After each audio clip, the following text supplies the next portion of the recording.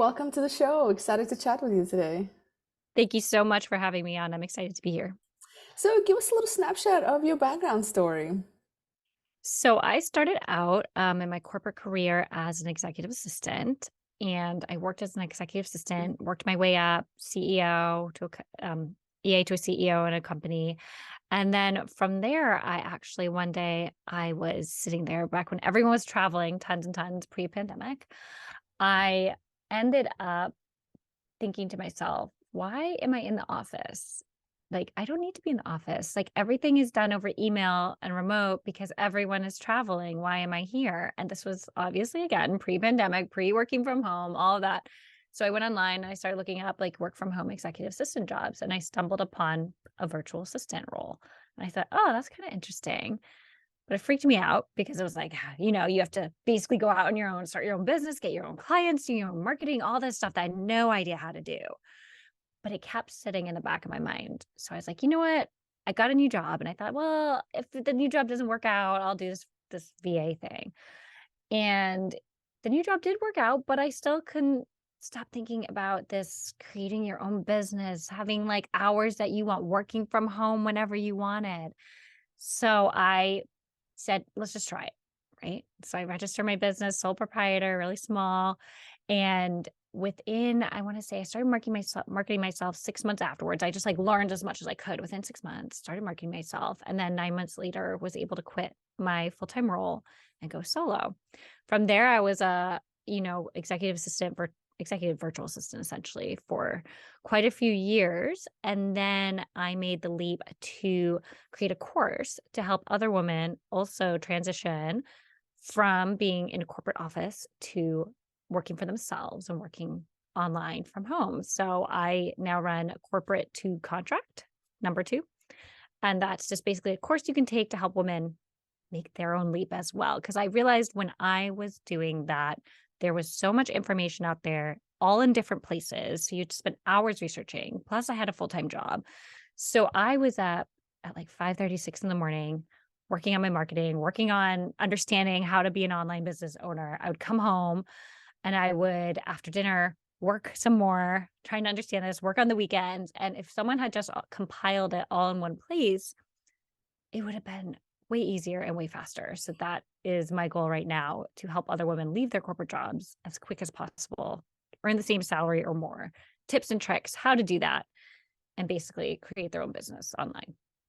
That's awesome, and I wanna dig deeper into that. But before that, I want to also point out that you were like, okay, I'm gonna have my job. I'm gonna do this in the morning, do this in the evening, right? And then you also took 6 months to actually study and prepare, and then go into marketing, and then you actually decided to say, okay, I'm going to go full time with this and quit my job. And I feel like a lot of people who go in entrepreneurship, they just want to kind of hit the ground running, but sometimes it does take months of just studying and educating yourself in that particular before you full on kind of take Mhm. that leap. So I think that's an excellent point. And so, and what's interesting is that it kept nugging you, like you kept like knocking on the Mhm. back of your head, like, okay, you might be happy in this job, but you still want to do this thing. So it's really awesome. And so now, what do you see as what, or for yourself, maybe if your experience, or maybe some of the women that you're looking to work with, what do you feel is the biggest challenge of people actually leaving their jobs, or women in particular, and starting this off? Yeah, so I do want to point out that I actually do work with some women I've on a one-on-one basis. Hmm. So a lot of the challenges is self-motivation, basically that intrinsic motivation, getting up, doing it, which I always try to tell people, you're not going to get that answer from me. That has to come from within. So before you even, spend time with me, book time with me, purchase this course, make sure that this is something your why, as people call it, your why is bigger than anything, because that's Hmm. going to drive you to do it. After that, it seems to be more um, the marketing yourself, getting the clients, because that's the big question mark. When you're leaving this corporate role, you've never had to look for people to give you money before other than interviewing, right? So Hmm. learning how to market yourself is a hard one, and to understand how to do the relationship marketing online and how to actually go out there and put yourself out there, and even just DM someone saying, "Hey, I'm a social media person. I'm a graphic designer. I'm an accountant. I can help you out. There's so many opportunities out there. Mm, It's just hard for people to understand that coming from a corporate role and to put themselves in a place. So when I guide them and teach them, I say, what's the worst that can happen? They don't respond. Or worse, they say something really nasty. They're never going to meet you.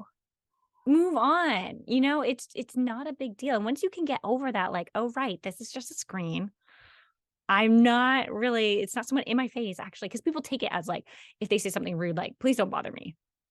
That's probably the rudest you get. Please don't bother me with your services.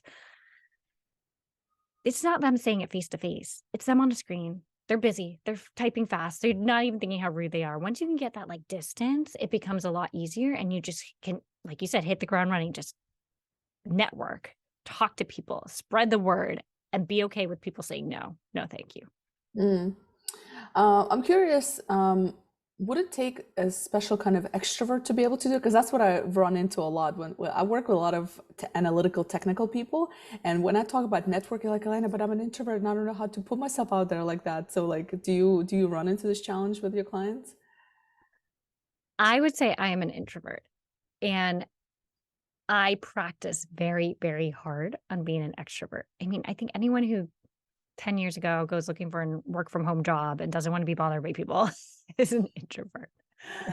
It is hard. And I do encounter that challenge. So I tell people to start with online networking events where you have that screen.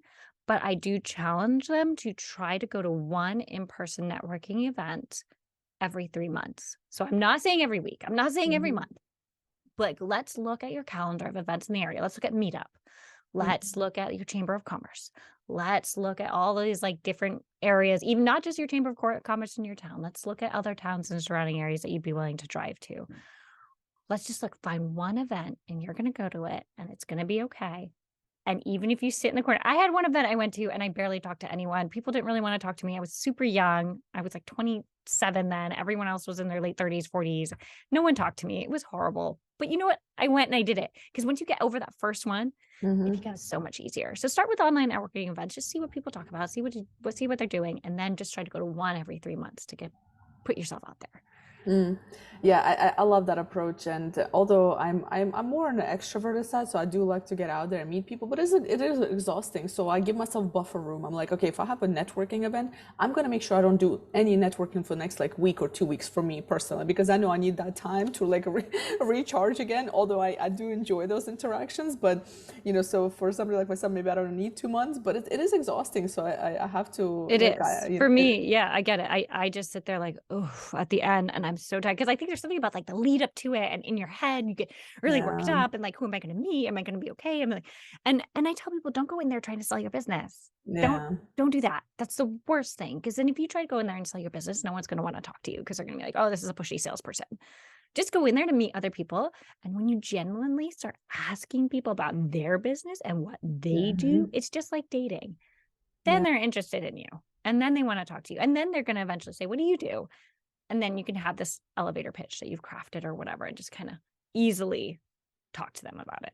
Yeah, I love the dating part because it's like you're expecting somebody to marry you when you go for a hard sales pitch, right? Like it's like you're Right. expecting a marriage, and you're like you have to date almost the person, get to know them, let them get to know you, and then ultimately what happens, even if your services are more expensive than somebody else's, because they actually got to know you and like you, that's why they do business with you, Mhm. right? Like that's where the Or they business might comes. pass on your name to someone else, even if it's not in the budget. Like Exactly. I have had back in my day when I had clients as an EAVA, they would find out about me through someone else who the conversation it didn't end up in a sale because I Mm. was generally too expensive. But they knew of someone else who needed my support. And that was like they passed along my information. And then before you knew it, that was there. So I tell people don't think that like just because someone's a no, that's the be all end all for your relationship with them. That's Mhm. not the case. Keep it open. You never know. Yeah, I'm curious also when it comes to generating kind of these leads and that marketing piece. Obviously, LinkedIn is a huge platform for that. So, two-part question. One, what do you see as the best approach to utilizing LinkedIn for building those relationships? Mhm. Specifically, I'm curious around Do you use automated tools to do that, or do you truly tailor that approach to each individual you reach out to? And then I'll ask the second question later. But No, that's a good question. I didn't have the best of luck doing automated tools when I was doing DMs. So, like, I'm sure you get these on LinkedIn, right? You connect with someone, and then before you know it, they send you a message right away, like, "You're mm-hmm, in my network. I offer these things," or "So great to connect. Can you share with me more what you do?" But there's no personalization, right? Like, so I didn't have any success with that. Why? Because I get them all the time, and I'm like, "You didn't put any effort into getting to know me, right?" mm-hmm, So for me, when I was actually DMing people, every person that like connected with me on LinkedIn, I would go look at their profile. I would see, could they be someone who needs my services? mm-hmm, Yes or no? No, move on, whatever. I actually never even sent them a note. But if I said maybe, I would actually I'd like DM them and say, "Hey, it was so great to connect. I noticed you do this. I'm a virtual assistant. If you ever want to connect and just chat and like get to know each other in our businesses, I'd be happy to." mm-hmm, And that just little bit of like personalization saying, "I notice you do this and you've done it for this long," or bringing a personal story into it. That's such a useful business that you have, because I had an instance once where I needed, or I had a friend who had needed it. And I'll be sure to keep your information in mind. Just saying, like, "Huh, you actually looked at my profile. You mm-hmm. actually researched me." Sending 4 or 5 of those a day is way better than having an automated tool that just generates something every single time someone connects with you or you connect with someone, right? Yeah, no, I tend to agree. I went through that process as well, and I think the connection piece is valuable with automation, but not the just the general like Mhm, connect, but not the actual message, the follow-up mhm. message. That's where it becomes tricky. Yeah. I'm curious from so the part two of this question is: are there other tools that you found in the market that are kind of coming up, or is LinkedIn still kind of the it platform? I do have an Instagram account. I can't hack that. That's hard. Instagram's really good for community. So if, for instance, Instagram's been great for my personal one-on-one sessions, like teaching women how to like grow their business or even start a business. It's been good for my course for people getting to know me. But when I had like my services as an EAVA and I was trying to get clients, Instagram was not good. But that's because my skill set was better for LinkedIn. It was more of a corporate skill set. It was more of an office skill set. For people like graphic designers, Mm-hmm. website designers, people who really have this creative edge to their business, Instagram could be really fabulous for, growing and getting clients. Mm-hmm. For my audience, which is corporate women, I still think LinkedIn is the way to go. Mm-hmm. Because if like one of the selling points of my course is that we're going to try to get you the same salary that you had when you were in your office. So that's a struggle, right? When people start their online Right. business, they're like, how do I get that same salary? People take a pay cut when they start, or they Mm-hmm. can't figure out how to price themselves appropriately. And I have a whole worksheet in my course that's like a plug and play that you can figure out. Okay, when I take taxes out, if I have expenses, how much is that going to be and how much am I left with? Okay, so if this is how much I'm left with, that's not enough. Or, you start with your income. I want to be making this much. And then you see how much taxes and expenses come out. And you're like, okay, so now I need to up it by this much. So, how much do I need to make a month? How do I break that down? That's all in my course. Mm-hmm. And so I think LinkedIn is more important for that because you're going to find higher paying clients for people who are leaving corporate, and all their connections are corporate as well. It's a good point. I love your Instagram, by the way. It's full of Star Wars stuff, and Oh, yeah. I love the creative. I love the creative because the way you incorporate Star Wars. If anybody's listening, you gotta go check out her Instagram just for I'm the a creativity. Yeah. huge, huge Star Wars fan. So I try to pull that into, so I also do it on LinkedIn. So I do have some Star Yeah. Wars quotes on LinkedIn as well. Cause I feel like if you bring your personality, you're going to connect with someone that you never know who, Yeah. but they're going to be a connection for you. And they're going to be like, hey, I relate to this person. She loves Star Wars and Lord of the Rings and Yeah. Harry Potter. That's my girl. Yeah, no, you definitely do that through your social media. I love that. But what's interesting you mentioned, and I completely tend to agree, is finding out the platform that works for you and your audience. I see a lot of people going the TikTok route, like a lot of people in my talent development space, and some are phenomenal at TikTok and get in and really kind of creating content there. I don't even touch TikTok for various reasons, but it's just overwhelming to me. But I'm just not good at it. And I see people that are excellent at it, and then I see people just trying so hard to be good at it, but they're like, you're not doing your business a favor because you're not making great content.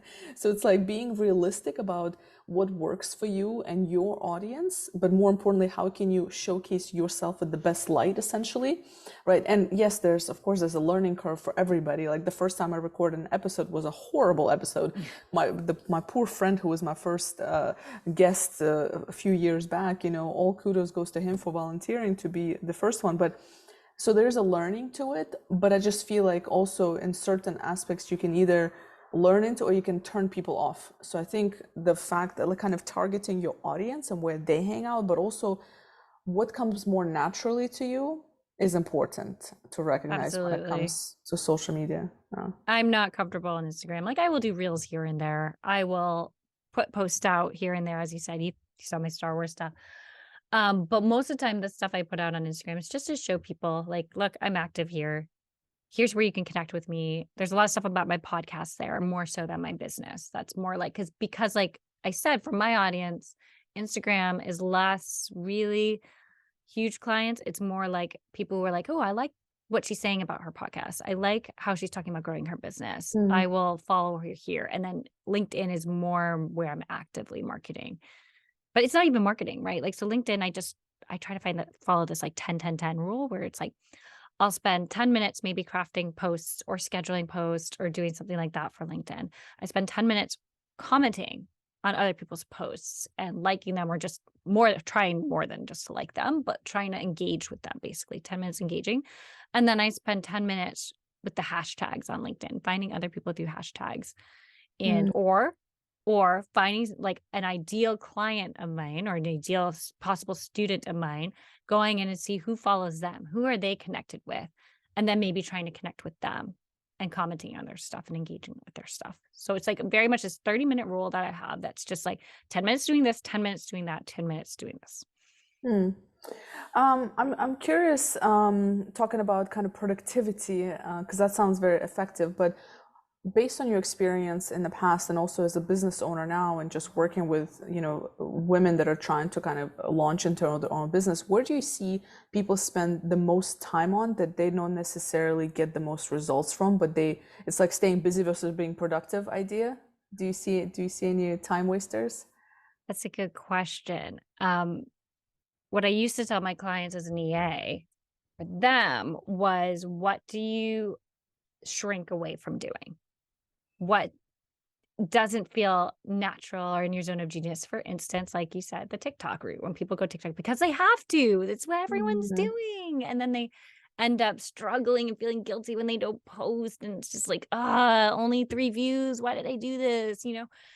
If that's your struggle and not your zone of genius, and it doesn't come naturally to you, then that means that's something you can delegate if Mm, you really needed to be on TikTok. But you get what I'm saying. Anything that's a struggle or you shrink from. So for a lot of people, expenses, accounting, bookkeeping, that's something that you do because you have to do. But wouldn't your time be better spent, you know, crafting a sales pitch or working on a pitch deck or, you know, going out there and just applying towards proposals for RFPs, submitting proposals. If that's giving you this shrinking feeling and that you don't want to touch it and you put it mm, off and put it off and put it off, that's what you need to delegate.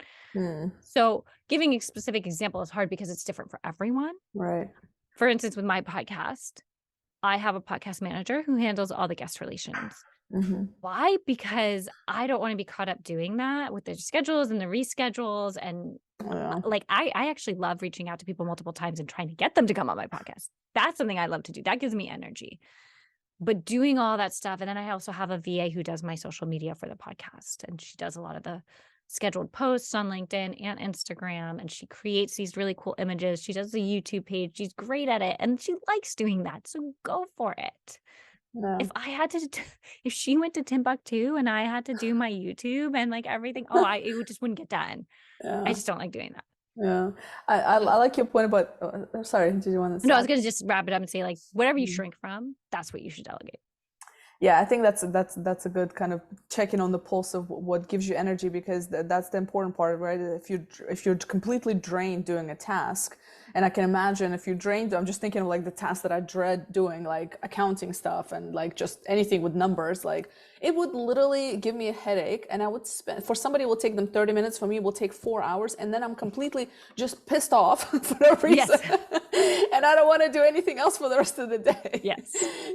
So, and I used to struggle with this a lot, and I'm sure people relate, because it's like you feel like you have to do everything yourself, but then it comes to a point you're like, well, could you be actually, doing something that's going to drive your business, or create that income for you, versus, and yes, you're going to maybe invest that money eventually. At first you invest that money towards delegation, this task to somebody else, but ultimately could actually long term solve the problem of that, Hmm. having an income that basically provides for that service. So it's yeah, so it's there are several things that drain me, and I'm slowly outsourcing certain things, so it definitely works. um, I'm curious also about your podcast, because it's very much relevant to the course, and it's, and I'm curious, like, for you to just talk a little bit about that. Who is it for? Who are the guests? Who's your ideal audience? Sure. The podcast is basically the next level almost of the course. The course is, hey, how do you quit your corporate job? How do you start a business, start an online business, market, sales, onboard clients, contracts, proposals, all of that. Then once you're an established business owner, how do you take your business to the next level? Okay. So this is podcast. It's called the $1 million Tipping Point Podcast.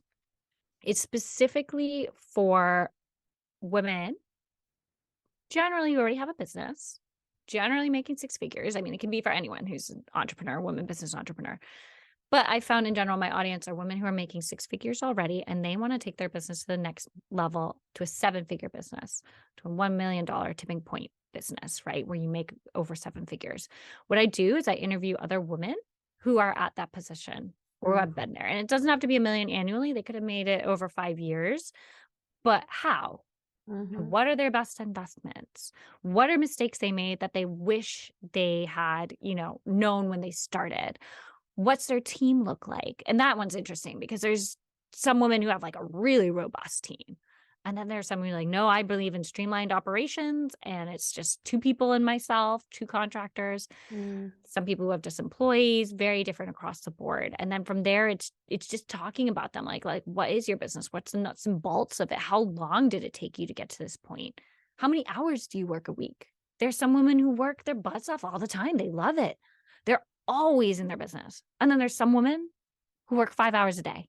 How do they get a seven Yeah. like figure business only working 5 hours a day? How did they get there? Right. Like so many interesting women and different conversations. And it came about because I really wanted to talk to these women, Mm-hmm. say, how did you get there? Tell me about it. But people aren't willing to give you their time.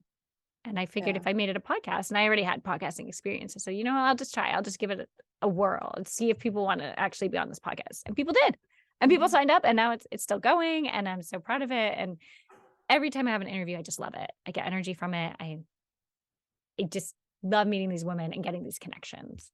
Mm. And that sounds like super knowledgeable as well, like to be able to share that, because I think that's where it's at. Like that's what people want to know, like practical approach to doing X, Y, and Z. And I think Mhm. hearing from so many different personalities and styles of leadership and business in general, it's super helpful. Have you seen like a theme that's true across all the women you kind of like? Is there a theme in terms of, Yes. yeah?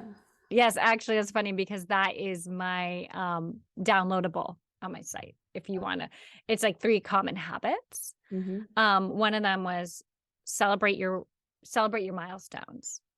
Like a lot of these women celebrated their milestones, or their biggest regret was that they did it and that they were always, what's next, what's next, what's next, which is totally me. So a lot of them are saying celebrate these little milestones. Do something when you hit this point, whether it's monetary or audience size or whatever it is, whatever you're working towards, celebrate that. Another one is a big one is know your why, right? Mm-hmm. Like, why are you starting this business, or why are you growing this business? Why? And most of them said, I wanted to help other people. And when you want to help other people, things just flow because that's what it's not selfish, I guess. It's Mm, not like I want to make all this money, so I'm just going to create this business or podcast and see what happens. And I think that's true in my own life too. I started a business 2 years ago where I saw a gap in the market and I thought, oh my God, I'm going to do this business. And it was this agency and the idea was great. I hated doing it because I didn't actually want to run this agency with all these people under me. And I was growing it and doing it. And then one day I was like, I hate this. Oh, right. This is an agency. I don't want to run an agency. I've never been someone who wants to oversee all these different accounts and different people working on mm, accounts. It's not what I want to do. So I slowly wound it down and I felt bad. I had contractors who were like, hoping to get work from me or had gotten work from me. And I think about that with the podcast. I just don't think my why was strong enough. My why was, oh, there's a gap in the market. I'll just fill it. This would be a great lucrative idea. mm. And no, I mean, yeah, sure, it's probably lucrative with another person who really felt like they were helping other people, but that wasn't my end goal. My Mm. end goal wasn't to help other people. It was to fill this gap that I thought would bring a lot of money. Okay. So you have the why, then you have the celebrating, and the third one. I honestly can't remember the third one. I think it was to invest in your team. If you go to my site, you can Yeah, download it yeah. and then you'll find out.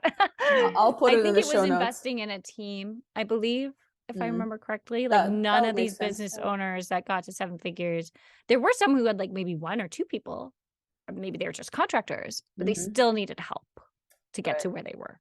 Yeah, You can't do it all yourself. that's a great point. I'm not, I don't know how people feel about it, but when I see like self-made, I'm like, are you really though? Like it takes, you know what I mean? Like, yes, maybe you're the driver, but no, it's very difficult to do things alone, especially to scale. Like you do need help. Mhm. Like you're not a genius all by yourself. Like you do, whether it's contractors or employees or even family members, so I think team is definitely essential. And what I love about the why is that eventually, if you don't figure that out, I can imagine that you just get burned out. And then it's like, Yeah. it's not really rewarding. So there's no positive reinforcement to what you're doing. And then it's like, you're not going to be your best Mhm. at it. So before I ask you my last question, share with our audience, where do you hang out at, where they can find your podcast, your course? Yes. So my podcast is the $1 million Tipping Point Podcast, or you can type in Kiri Mohan under podcasts and it'll probably come up. That's sometimes an easier way because there's a lot of podcasts with million in it. But my name is very distinct. So you can find my podcast there. For my courses, you can go to corporate2contract.com, and that's the number two, not TO, or you can go to kirimohan.com, whichever, but corporate2contract.com. And then if you want to find me online, the best place is probably LinkedIn. My most active there. It's my favorite place to be. That's just Kiri Mohan. Again, KiriMohan.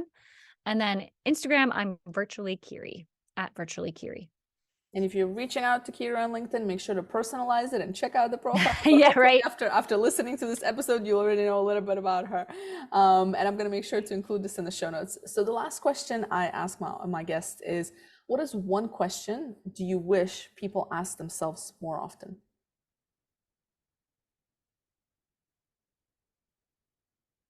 Why am I afraid of doing this? Because everyone's afraid. And I think, um, especially with my students and the people I've consulted with and mentored, there's this little bit of fear that could be holding them back. And when they try to find the solution in me, like I said earlier, it's not Mhm. going to work. So, what are you afraid of? And once you tackle that, and some people are afraid of like actually going out on their own. They think they want it. They like the idea of the lifestyle, but they're afraid of like all of a sudden everything being reliant on them. Some people they're scared of like actual success and like having a lot of money and like, wow, what would I do with that? Like, how do I define myself? Or like people again, like the whole defining themselves. I find that's a big thing. Like sometimes people are like, I define myself as this CFO that goes into the office and that has this corner office and that's me. Like I can't imagine like I want to be more present for my kids, but I don't know what that's gonna feel like to not have that sense of validation and come home and be working from home. Will I be too much of a stay-at-home mom? Will I be like so what are you afraid of? And Mm, how is that holding you back?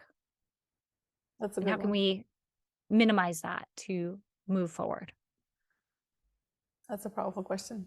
Well, Kiri, thank you so much for coming on the show and giving us your time. And I look forward to hopefully continuing the chat once you get more people on your course. And I'm curious to hear how that's going to go. And I'm sure it's going to be super impactful. And hopefully I can join it as well.